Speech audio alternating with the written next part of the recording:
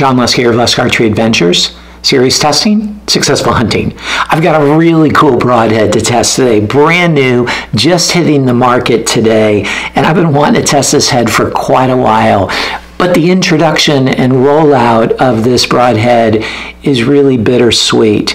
I've been talking to the designer for quite a while, John Smith, who owns and runs this family business of DeadX Bowhunting for quite a while. You know, in the industry, you come across some really special people, and John has just been one of those special people, and we've gotten close, like just, you know, emotionally close and connected, and what a passion he has for broadheads, for archery. He's come up with all kinds of cool stuff over the years, but he's also just a really good guy, family man, man of faith, and so we bonded at that level as well.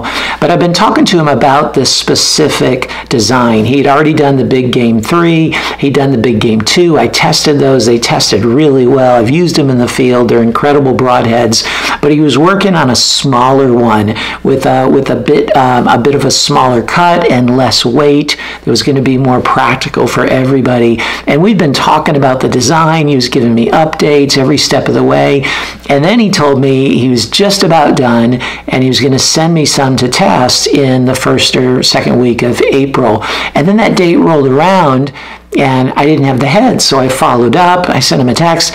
He didn't send anything back, and that was unlike John. It's never happened. And then I sent him another text. He didn't respond, and I was just, you know, kind of wondering what was going on. And then his son reached out to me and told me that John had just been tragically killed in a car accident. Man, I was devastated to hear that news. The industry loses a great man. Just society loses a great man. Missouri loses a great man. I love this guy. Love the company, the family-owned business, everything done right there in-house in their own machine shop. I mean, really impressive, but was really sad. And to hear that from his son, man, that's about as rough as it gets. The sweet part about it is this was his pride and joy, this broadhead. And so it's more than just a broadhead. It's a really cool looking broadhead, but it's really like a tribute kind of a broadhead. And so it's called the BloodFlow. And man, this broadhead is going to make some blood flow. So while I'm testing it, I'll be honest, I'm thinking about John and thinking about all that he poured into the design. And so I really feel honored to be the first one testing this broadhead and to introduce it to the market here right now. So let's zoom on in here and go through some of the design features and specifications of this BloodFlow, and then I'm going to put it to the test, and I'm going to be using my protocol for 2023 for a complete summary of what that test is and why I do it and how it works. You can watch the video that I put out like in February or something at the start of the year, just explaining all the different test processes, as well as you can read about it in the description right below this video, and I'll have the scores of how the broadhead did in each of the tests that I do in that description right below the video as well. And I'm going to be using my Bowtech CP28 set at 72 pounds, and I'm using Bishop FOC King arrows. There's the broadhead. We're going to see it in just a second, but I'm going to be using Bishop FOC King arrows for most of the shots, and then the really hard impact ones, I'm going to be using the Bishop FAD eliminators because they can take a beating. So let's zoom on in here and check out this BloodFlow broadhead by DeadX Bowhunting. And this is one beast of a broadhead right here. I have been looking forward to testing this bad boy for a while. That just looks so cool. Let's go through, first of all, the materials. So the ferrule is a single piece of hardened steel, 1144 high carbon steel, brought to a Rockwell hardness of 45, and it's one piece of machine steel, and then it has this little collar over it to help hold the blades in place, and that's steel as well, but there's no stress load on this collar, so to speak. And so it has that as 1144 core, and then the blades are a 1095 high carbon steel. They're brought to a Rockwell hardness of 55, and they're 0.062 inches thick, so really stout, thick blades.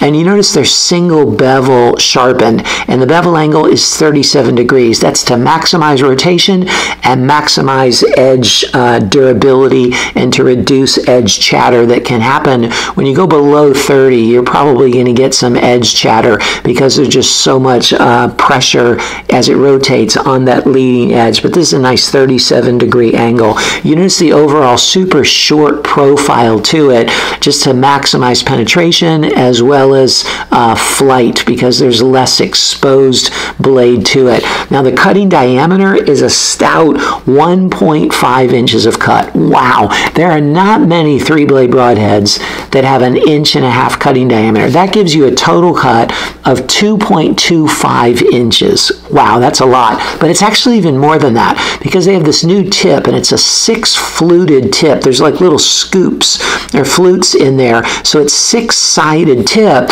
And so what that does is you get one edge that just goes up into the cutting diameter of 1.5 inches, but then you're getting another little edge in between. And so each little edge is between the other two blades. That's giving you an extra 0.2 of an inch cut. So times 3, you're getting an extra 0.6 inches of cut between the blades total. So it's 2.25 plus the 0.6 inches. You're getting 2.85 inches of cut, and all that in this short package. And the total weight is 200 grains. So it's also going to increase your FOC, and it's going to increase your momentum tremendously there. Now, another thing about these broadheads is the owners are machinists themselves, and they have extremely tight tolerances. So when you slide the blades in place, they actually slide and hold snugly in place without even the little O-ring holding it at the bottom. That's so nice without that washer. Normally with broadheads like this, you slide the blade in, then you rotate around, and it falls out. That doesn't happen so readily with this one because of those nice tight tolerances. But then also because of that, if you initially install the blades in the broadhead, screw it onto your arrow and spin it, it's probably not going to spin very well, and you're going to think, what's wrong with it? You got to keep like loosening it, tightening it, loosening it, tightening it, about 20 times or so, 20, 25 times, and you want to use the broadhead wrench that it comes with, because I think like I don't need that, I do it so much, yeah, and I cut myself because the blades are really sharp. But after you do that about 20, 25 times, then man, it spins like a charm, just a perfectly balanced broadhead. So really impressed with just the look and feel and specs of this head, and now I'm super eager to put it to the test and see how it performs.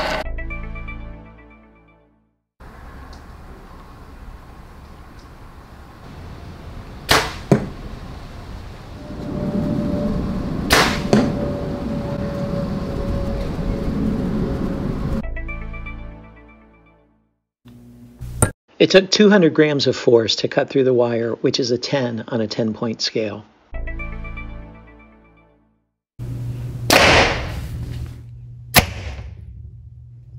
It penetrated right at 7.5 inches. It didn't take any extra force to cut through the wire after penetration test 1, so that's a 10 on a 10-point scale. It rotated 40 degrees at 10.5 inches.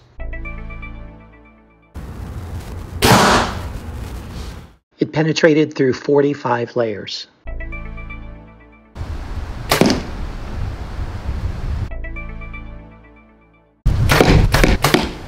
The head's in absolutely perfect condition after the 3 shots through the MDF.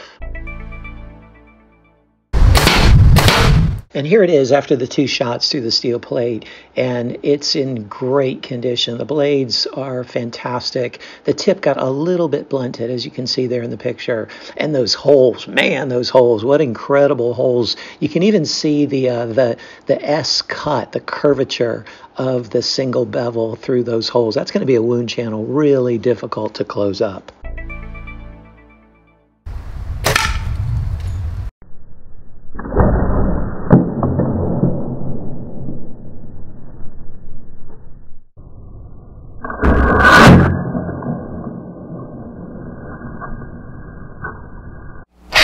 Here's a good look at the blood flow after all the durability tests. So it's gone through MDF 3 times, through the steel plate 2 times, and then it just smacked into the concrete. And it didn't stick, but it made a really nice hole in that concrete. And wow, it still spins very well. The blades are just in very good condition. You can barely tell they've been shot. The tip got a little bit blunted there after all that, but man, it's to be expected. Really impressive durability. So what'd you think of the blood flow? Man, I tell you what, if you're going to have a tribute broadhead, this is a good one to have. I know John would be super proud that his life's work culminates in his best masterpiece ever. I mean, this thing performed really well. It actually got one of the very highest scores of any broadhead I've tested. It's the second best fixed blade head I've ever tested, second highest score. The highest was a trifecta fixed, and this was just 6/100ths of a point behind it. So better than any fixed blade head I tested in all of 2022 and so far in 2023, except that one trifecta, and really nose to nose in that. So great work, DeadX Bowhunting. Great work, John. Really appreciate all the passion and creativity you put into this. And you know, another cool thing about it is they have interchangeable blades. These are 1.5 inch of cutting diameter. You can just swap them out for a 1.25 inch cutting diameter blade to give you all the better penetration. So they're going to be sending me those in the weeks ahead, and I look forward to testing that as well. But here's to you, John. Great work. I look forward to using your broadhead in the field. And to the rest of you, I really want to encourage you to check out DeadX Bowhunting. Go to their website, and especially check out this BloodFlow broadhead. And use my discount code. If you type in LUSK5 when you're checking out, every pack you buy, you get $5 off. And they're really a good price for what you're getting for this broadhead. Man, they're really a premium broadhead at a non-premium price, especially with the discount code.